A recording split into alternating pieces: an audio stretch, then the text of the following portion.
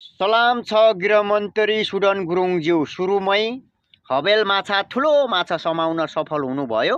अनि अब बिस्तारै साना माछा भुराभुरी छाउरा छाउरी सबैलाई क्यारापझ्याप पार्नु होला। अनि यो हजुरको कदमलाई निरन्तरता दिनु। अनि हामी जनता सधैँ साथमा छौँ। ब्याग हुने तपाईँलाई कुनै पनि छुट छैन। हामीलाई गृहमन्त्री चाहिएको भनेको हजुर जस्तो मूर्ख साहसी व्यक्ति हो। डम हुनुको परेको डम। पदमा बसेर मात्र हुन्छ।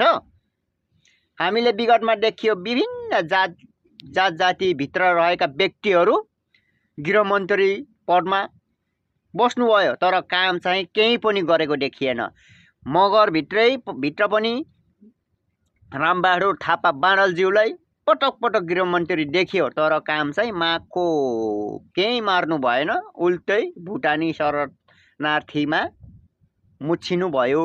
धन्यवाद। सलाम छ।